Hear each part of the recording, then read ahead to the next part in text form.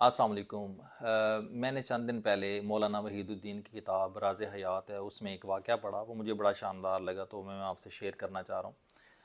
उन्होंने इस किताब में लिखा कि एक एलिस होवे नामी एक अमेरिकन कारीगर था, और ये 1819 में पैदा हुआ और सिर्फ 48 साल की उम्र में ये 1867 ईस्वी में फ़ौत भी हो गया।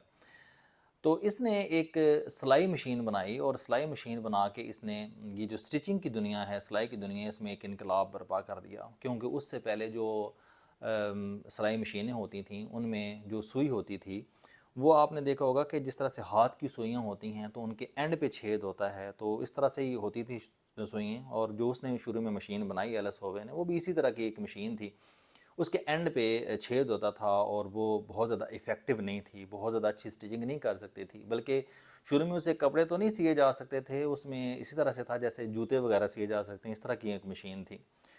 तो इसके ऊपर वो मुसलसल सोचता रहा कि इसको किस तरह से बेहतर किया जा सकता है, किस तरह से और बेहतरीन किया जा सकता है, वो सोचता रहा, लेकिन उसको इसका कोई हल जो है वो नहीं मिला।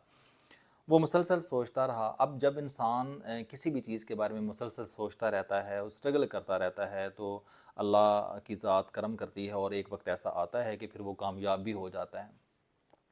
तो एक रात ऐसे ही वो सोचते सोचते सो गया, तो उसने ख्वाब में देखा कि वो एक जंगल में हैं, और वहाँ के जितने भी जंगली हैं वो सारे के सारे उसके पास आते हैं, और एलिस होवे को कहते हैं कि तुम जो एक मशीन बना रहे हो, सिलाई मशीन, तो ये 24 घंटे के अंदर तुमने ये सिलाई मशीन जो है वो लाजमी बनानी है। अगर तुम 24 घंटे के अंदर ये सिलाई मशीन नहीं बनाते तो हम तुम्हें मार देंगे, कत्ल कर देंगे तुम्हें। अच्छा, जब ये चीज़ उसको टास्क मिलता है उन जंगलियों की तरफ से, तो वो और ज़्यादा कोशिश करना शुरू कर देता है, जल्दी से जल्दी सोचने के ऊपर, बनाने के ऊपर मशीन को, कि मैं इसको किस तरीके से और ज़्यादा अच्छा कर सकता हूँ, क्योंकि ज़ाहिर है वो हर वक्त इसी के बारे में सोचता रहता है। तो ख्वाब में भी उसको यही चीज़ें नज़र आ रही होती हैं। अब वो सोचता रहता है, वो बड़ी हिम्मत करता है, लेकिन 24 घंटे मुकम्मल हो जाते हैं, और वो कोई अच्छी मशीन तो नहीं बना सकता, उसके बारे में बेहतरी नहीं ला सकता। और वो सारे के सारे जंगली जो होते हैं वो सारे उसकी तरफ आते हैं। अब ये एलिस होवे ख्वाब में देखता है कि वो सारे जंगली जो उसकी तरफ आ रहे होते हैं, तो उनके हाथों में बिरछे होते हैं। बिरछे होते हैं ना, जैसे एक लोहे का आगे टुकड़ा लगा होता है, पीछे सारी सुलाख लकड़ी की होती है, तो वो उसकी तरफ ऐसे वो बिरछे उठा के ना उसकी तरफ मारने के लिए भाग रहे होते हैं। अब जूँ ही वो एलिस होवे के बिल्कुल करीब पहुँचते उसको मारने के लिए, तो एलिस होवे की आँख खुल जाती है। अब एलिस होवे की आँख खुलती है, उठ के बैठता है, तो उसको फ़ौरन अपनी मशीन का जो है वो हल जो है वो उसका मिल जाता है। हल उसको ये मिलता है कि वो ये गौर करता है कि जब वो सारे के सारे बर्छे उसकी तरफ आ रहे थे, तो उन बर्छों की वो जो लोहे की आगे वो जो एक नोक सी थी, तो उस फ्रंट वाली जो नोक, शुरू वाली जो नोक थी, उसके अंदर छोटा सा सुराख था। अब जो पहले सिलाई मशीन जो बना रहा था, जो रवायती तरीक़ों से बन रही थी, उसमें जैसे हाथ की सुइयाँ होती हैं, उसके एंड पे छेद होता है।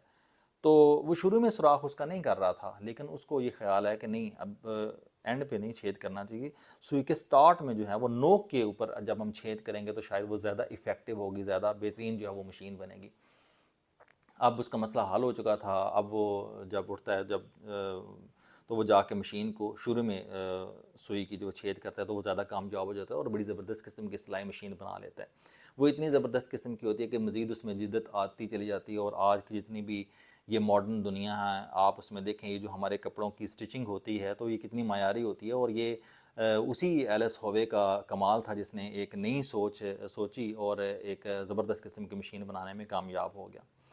तो हम दुनिया में जो भी काम कर रहे होते हैं, जो भी हम किसी भी शोबे में हम काम कर रहे हों, तो आपने गौर किया होगा कि जो लोग रवायात से हट के काम करते हैं, एक नई सोच के साथ काम करते हैं, तो वो ज़्यादा कामयाब हो जाते हैं। आप जैसे देखें, ये जो इंटरनेट का दौर आया, सोशल मीडिया का दौर आया, तो इसमें गूगल जो था, ये एक अलग रवायात से हट के एक सोच थी, तो इसने इनकलाब बर्पा किया।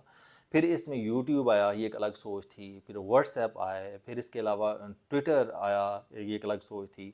फिर इसके अलावा आपने ये देखा होगा कि जैसे ज़राए आमदोरफ्त में ये जो ओबर क्रीम का तस्वर है, ये भी एक नया तस्वर था बिल्कुल। आजकल तो फूड के जितने भी ये चेन सिस्टम बने हुए हैं, ये एक अलग सिस्टम है। जैसे फूड पांडा है, आप घर पे बैठे ऑर्डर कर सकते हैं। इसी तरह आप किसी भी फील्ड के अंदर हैं। अब जैसे ये कोविड के दिन थे, कोरोना के डेज़ थे, उन दिनों के अंदर तमाम शॉप्स जो हैं वो बंद थीं, लेकिन जिन्होंने ऑनलाइन काम किए, तो आपको पता है कि उन्होंने बहुत ज़्यादा तरक्की की, और वो आगे निकल गए। अब ये जो ऑनलाइन हम शॉपिंग करते हैं, ऑर्डर का कॉन्सेप्ट है, ये भी तो भी रवायात से हट के था, नया था, और जिन जिन लोगों ने ये अपना लिया और वो ज़्यादा कामयाब हो गए। तो हम किसी भी फील्ड में कोई काम कर रहे हैं, जब हम रवायात से हट के थोड़ा सा डिफरेंट काम करते हैं तो हम ज़्यादा कामयाब होते हैं और ज़्यादा प्रोग्रेस करते हैं। तो इसलिए हमें चाहिए कि हम जहाँ पे भी कोई काम कर रहे हैं, उसमें जिस तरह से हज़ारों लाख लोग जिस तरह से सोच रहे हैं, काम कर रहे हैं, उससे थोड़ा सा डिफरेंट काम करने की कोशिश करें, क्योंकि जब हम थोड़ा सा भी डिफरेंट काम करते हैं तो वो हमारे काम को नुमाया कर देता है और फिर हमें तरक्की से कोई रोक नहीं सकता। तो इसलिए मुझे ये बात बड़ी ज़बरदस्त लगी और मैंने ये छोटी सी बात जो है सोचा कि आपसे भी शेयर करूँ। आपका बहुत शुक्रिया।